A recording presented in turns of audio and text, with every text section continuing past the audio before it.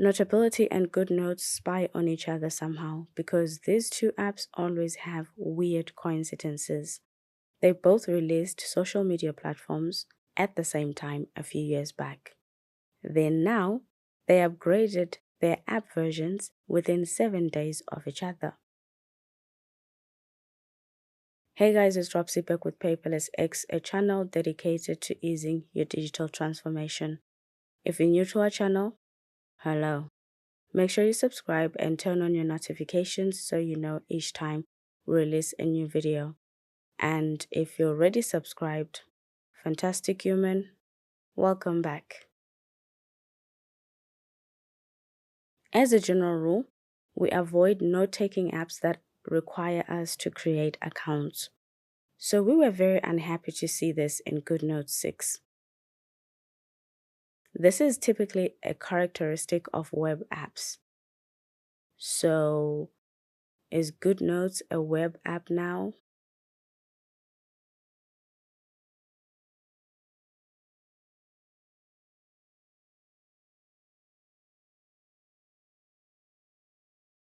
The developers should let us edit our usernames for the GoodNotes account because the ones they're choosing, not very ideal. GoodNotes 6 comes more than 4.5 years after GoodNotes 5. We've always paid for version updates in GoodNotes, but nothing this crazy. GoodNotes 6 is the most expensive upgrade you'll ever make for an app version if you prefer the one-time purchase. $29.99 will buy you quite a number of note-taking apps if you haven't chosen one yet. On that budget, you can buy Noteful for $4.99, Nebo for $8.99, Zoom Notes for $7.99, and NotShelf for $9.99. Chances are you will definitely find an app that works for you from that list.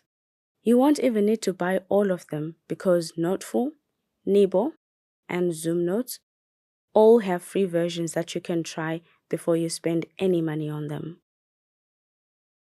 Suppose you go for the yearly subscription. $9.99 a year is cheaper than Notability, which goes for $14.99 for its regular price. But it is still a subscription. If you recently bought GoodNotes 5, you will get a 100% discount for the subscription upgrade. But old GoodNotes users, yes, those of us who have been using the app for years, qualify for only 25% off the subscription for the first year. It seems we're paying for all the 4.5 years of upgrade inactivity from the GoodNotes team. The developers chose not to annoy new users, but they have no problem exploiting older and loyal ones. The only bright side to all of this madness is that we have the option to keep using GoodNotes 5, which we strongly recommend. After updating to GoodNotes 6, I stared at these prices for minutes. Even their impressive demo video wasn't convincing enough for us to pay for this upgrade. So we settled for the free version to cover this update.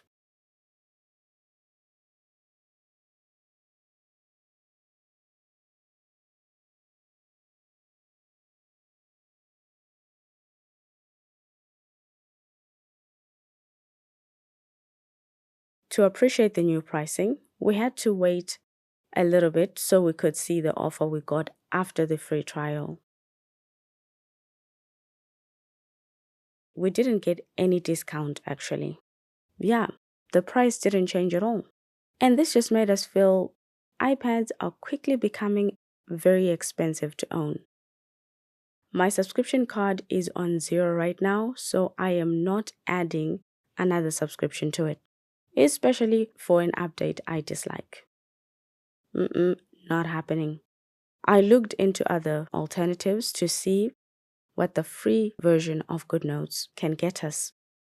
So I went ahead and picked 3 notebooks that I can edit. That's the number of notebooks you can edit in the free version of GoodNotes.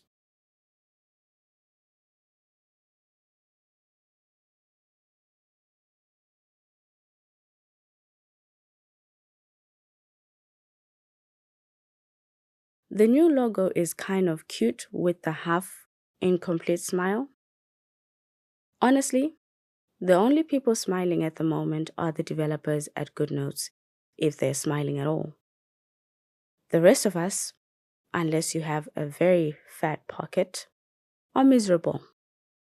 With the new subscription trend, I have decided to simply not use subscription apps as long as they are one-time purchase options. We were happy to see the sidebar in GoodNotes 6 and even happier that we can toggle it. We soon learned that it wasn't a new way to organize our notes.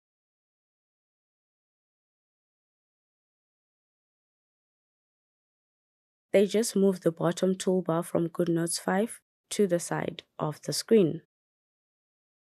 They also moved the shop to this sidebar, which makes it more accessible.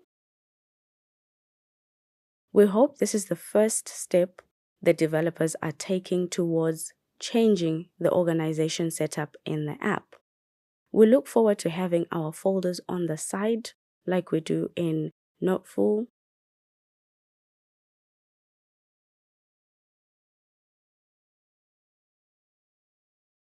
and Notability, so that we can easily access our documents, because honestly, we are tired of digging through layers and levels of folders to get to our notes.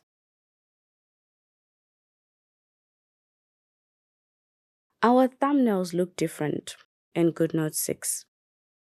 It's difficult to appreciate them considering how much the upgrade is costing, but they're pretty, aren't they? We can now customize our folders to change their color from a few presets. We can also add icons to them, which we don't really feel strongly about. We love options, but do we really need them for folders?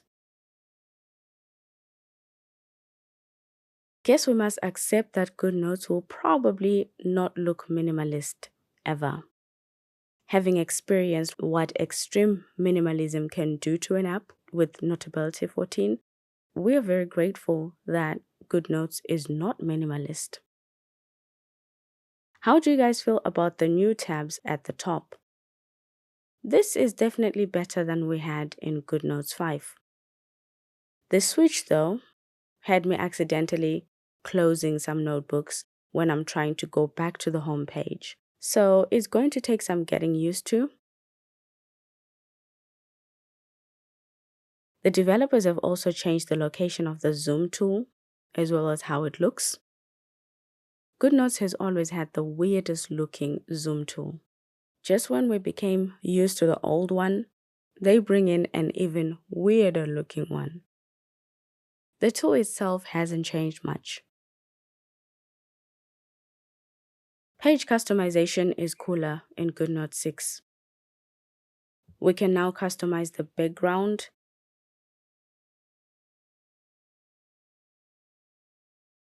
and line color for our page templates. You can name the color, not sure if you're naming the color or the template.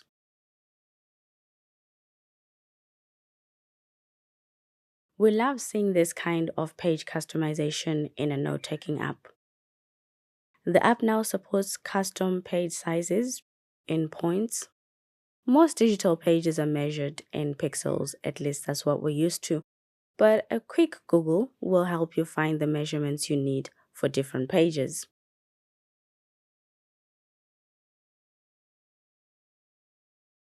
The biggest page size we created was an A0, which is a massive page. It's as good as an infinite canvas.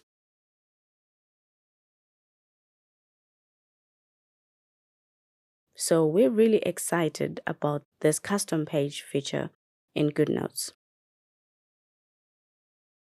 Once you've created your templates though, they're a bit difficult to find and use. At the moment, importing custom templates will give you a better user experience in GoodNotes 6. The developers should work on a centralized page customization system like we have in Noteful. All your background colors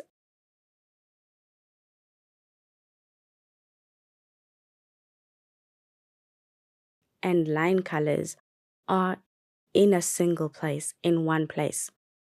So you can easily apply them to all the templates with just a few taps.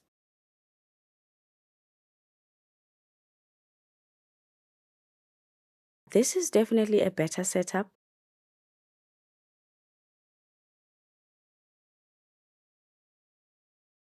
than having to customize the colors for each template, considering just how many templates there are in GoodNotes.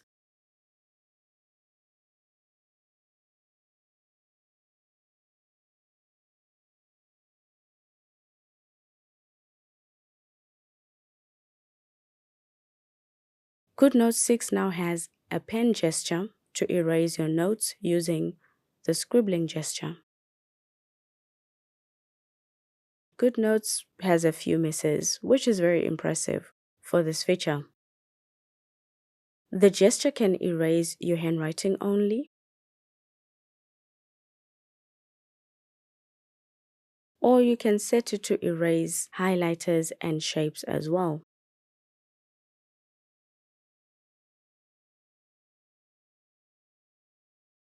We also have a selecting gesture, which is a two-step process because once you've drawn the circle around your selection, you have to press it to activate it. This selection gesture only works when you want to move items quickly on your page. It doesn't have the pop-up menu you get with the lasso tool, so it won't be replacing the lasso tool anytime soon. Your lasso tool selectivity still applies, so you can choose to pick up just your handwriting only or images only, for example. You will still need the lasso tool if you want to interact with your selection and not just simply move it. Another of our general rules is that our team generally shuns away from generative AI because of privacy issues. Generative AI takes more than it gives, and we discussed this in an article we published on our website. We will link to it in the description. We already have these privacy issues with GoodNotes, which we spoke about when we did the full review of the app a few months back. Now, they've brought in generative AI, the biggest information harvesting technology in 2023. And that is a massive, massive red flag for our team.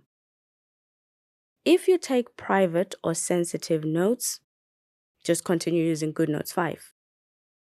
The developers should have made generative AI optional for users. This generative AI is also the reason the app is so expensive, according to the developers. So it seems we both have a problem here. As users, some of us worry about our privacy. That said, we wouldn't use AI in our notes and would like to turn off the feature. This means that we can potentially lower costs for our developers, right? So they can charge those of us that actually use this technology and not everyone. This will lower their costs and everyone is happy. But they won't do that, will they? Of course not. They won't do that because GoodNotes developers are now researching AI and we are paying for that research. It's really that simple. This is why they've made it an integral part of the whole app and not just a feature you can turn off. Let's start with the autocorrection feature. Who needs to learn spelling words when AI can just fix it for you? In GoodNotes 6, this is definitely not worth paying for. The app is not picking all the mistakes, which means it won't be that useful.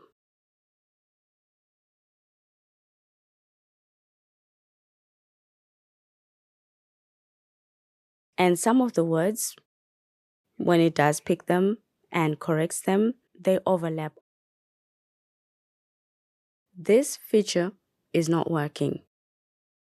The second AI feature we have in GoodNotes 6, word completion, isn't any better, which just slows you down when you're working and expecting AI to jump in and help you out.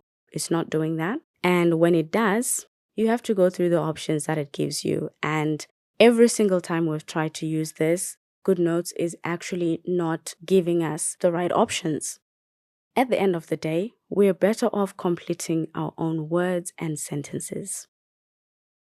The autocorrection and word complete features are a massive hit and miss with too many incorrect suggestions. This AI will need a lot of training before it is useful for anybody. When it suggests the wrong word, you can choose to ignore the suggestion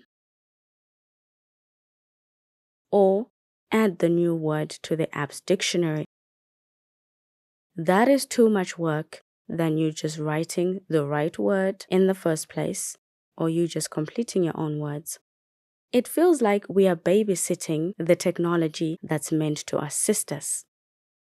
And we also notice that for word completion, it always suggests completing your words when you have 1 or 2 letters left. Even then, it gets it wrong.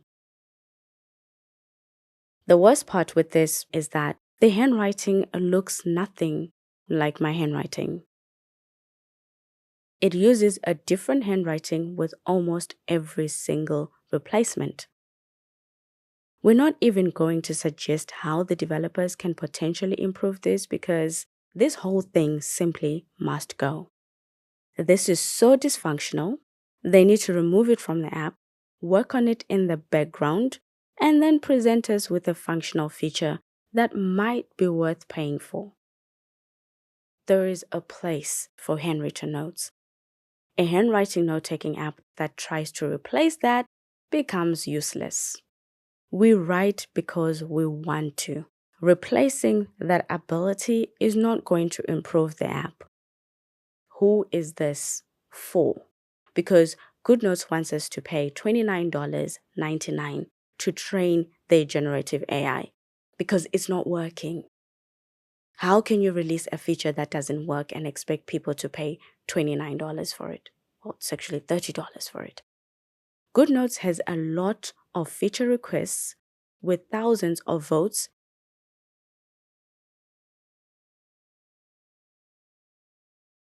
and they've completely ignored all those to develop AI features that no one asked for. It really makes us wonder why GoodNotes is doing this. We are not only funding this, we're also training their generative AI. This is just nonsensical. There is no other way to put it. Let us know what you think about this generative AI in GoodNotes 6. Is this something you're excited about? Is this something you would use as a note taker? Do tell. We love that GoodNotes now supports math conversion because it's a feature users actually requested. The app converts your equations to a vector image that you can resize and rotate like any other image. We don't have the option to edit any errors though. So we hope to see that in the future. You can copy the original handwriting, which we're not sure how useful that will be because you converted it in the first place. Why would you want to copy the original handwriting? The only logical thing you'll probably need is editing any errors in the conversion.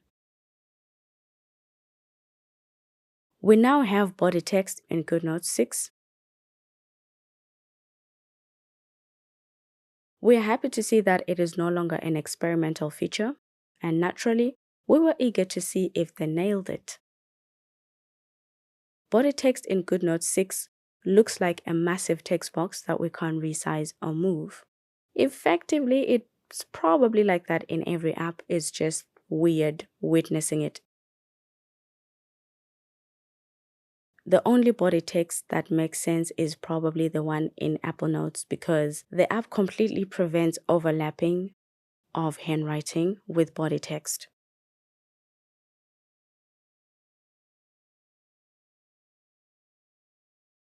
Which is a setup you don't get in GoodNotes. This is why we don't recommend using body text in a handwriting note-taking app.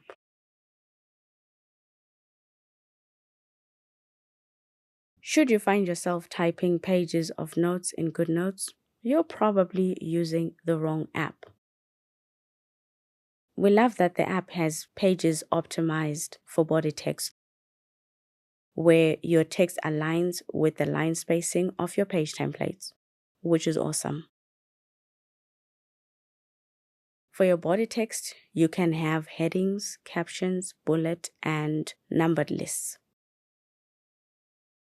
The lists are very simple with no hierarchy options. You can align your paragraphs, change the color of your text, and format it. These are very basic tools, way more than you get with your text boxes, of course, but nothing dramatic. We also have AI tools for grammar and spelling, which are logged on this free version that I'm using. Normally, this is the part where we are forced to pay for an app to explore it. There are apps that are offering this for free, so if you need that, you won't need to upgrade like I've decided to. And another reason I am not willing to upgrade for this feature is that it's actually an experimental one. So we are now paying for experimental features in GoodNotes. GoodNotes developers are unbelievable. They really are.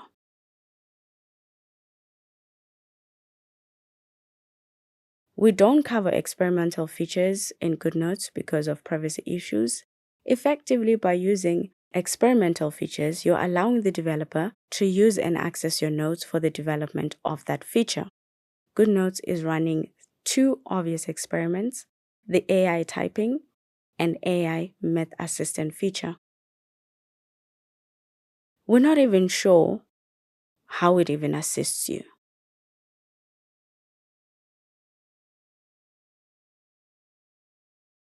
We're not really seeing how the AI comes into play in all of this, besides just learning from what you're doing, from what you're writing.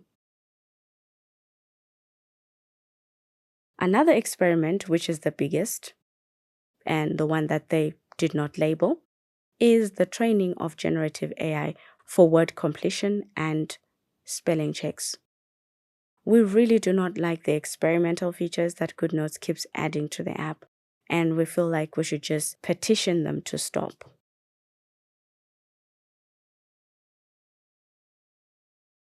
GoodNotes 6 is the worst update GoodNotes has released to date.